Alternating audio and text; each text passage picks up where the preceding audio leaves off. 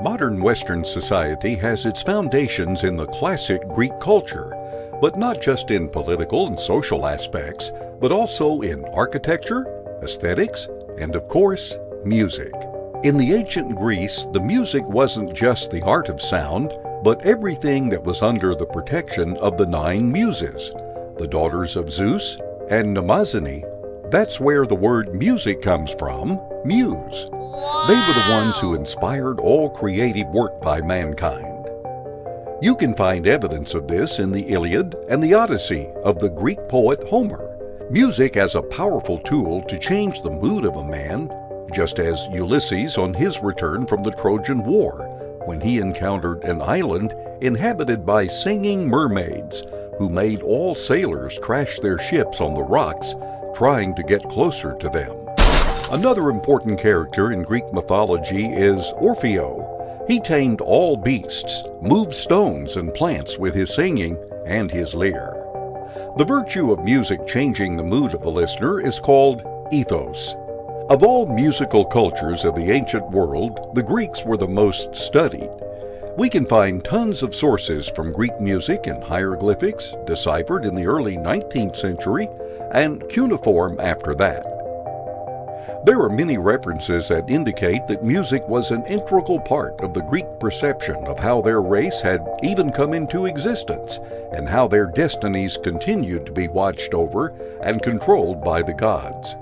It is no wonder, then, that music was omnipresent at the Pythian Games, the Olympic Games, religious ceremonies, leisure activities, and even the beginnings of drama, as an outgrowth of the dithyrambs performed in honor of Dionysus. It may be that the actual sounds of the music heard at rituals, games, dramas, etc.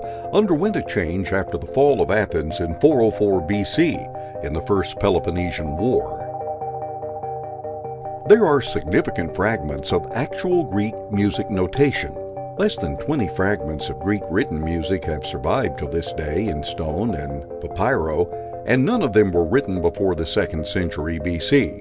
Some of these pieces of written music are: the first Delphic hymn, a paean to Apollo, was discovered in Delphos. The second Delphic hymn was written by Luminio of Athens, and the epitaph of Sicyllos to his wife comes from a tomb in Aden, Turkey. Pythagoras considered that the basis of musical tuning was the relative sizes of the planets.